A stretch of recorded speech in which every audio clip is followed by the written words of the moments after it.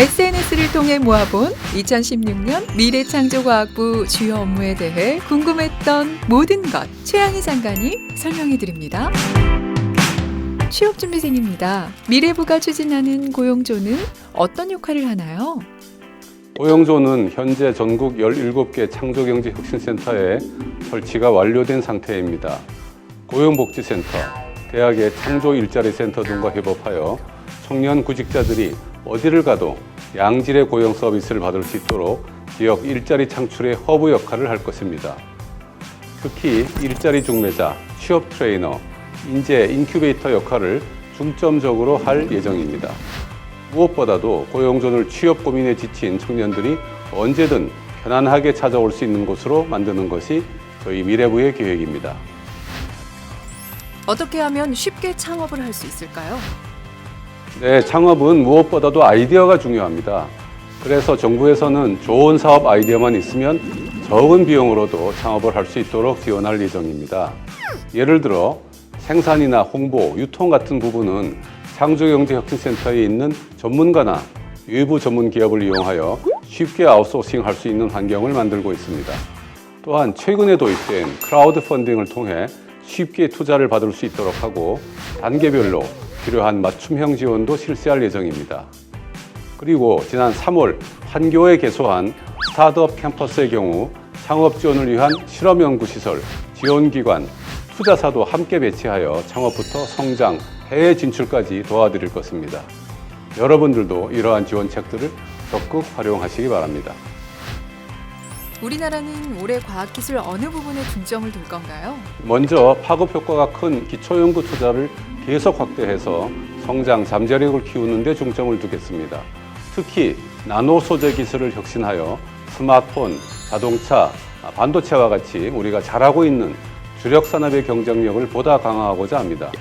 신약, 의료기기와 같은 유망 바이오 기술에 대한 투자를 확대하여 바이오 헬스를 신주력 산업으로 육성할 계획입니다.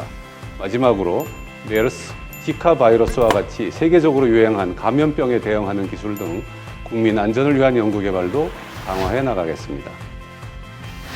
우주 개발이 실생활에 어떤 변화를 주며 우리는 어떻게 추진할 생각인지요? 네, 좋은 질문입니다. 우리가 즐겨 이용하는 내비게이션과 기상정보가 우주 개발이 실생활에 영향을 준 대표적 사례라고 할 수 있습니다. 인공위성의 GPS 기술 덕분으로 길을 쉽게 찾을 수 있게 되었고 우주에서 촬영한 구름의 모습을 보고 일기예보가 더 정확해졌지요. 우리 정부도 우주 개발의 중요성을 인식하여 우주 개발 중장기 계획을 만들었습니다. 이미 기초 설계 등 달 탐사 사업에 착수하였으며 독자 기술로 개발 중인 발사체 개발에도 속도를 낼 예정입니다. 계획대로 된다면 2020년대 초에는 우리가 자력으로 개발한 발사체로 달 탐사를 수행하고 우주 개발 경쟁력 세계 7위를 달성하게 될 것으로 기대합니다. 기능 정보 사회로 가기 위한 우리의 정책은 어떤 것인지요? 여러분도 지난 3월 이세돌 구단과 알파고의 세기의 바둑 대국을 보셨겠지요? 알파고 같은 지능정보 기술의 핵심은 스스로 학습하면서 진화한다는 점입니다. 앞으로 지능정보 기술이 세상을 바꾸게 될 텐데 자율주행 자동차, 의료 등 연계되지 않은 분야가 없을 것입니다. 그래서 민간 주도의 지능정보 기술연구소를 설립하고 지능형 소프트웨어 중심 연구 개발을 추진해 나갈 것입니다. 또한 정부는 민간 기업들이 자체적으로 투자하기 어려운 기초기술 개발, 데이터 공유, 전문 인력 양성 등을 추진할 예정입니다. 이렇게 연구개발과 제도 개선을 지속적으로 해나간다면 선진국과 어깨를 나란히 할 수 있을 것으로 기대합니다. 정부의 규제 개혁안은 무엇인지요? 새로운 산업이 발전하기 위해서는 규제 혁신이 무엇보다도 시급합니다.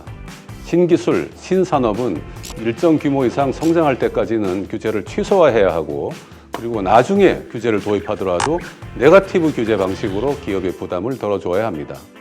이를 위해 정부는 규제 프리존 특별법을 제정하여 새롭게 부상하는 기술과 산업이 활성화될 수 있는 환경을 만들어갈 계획입니다.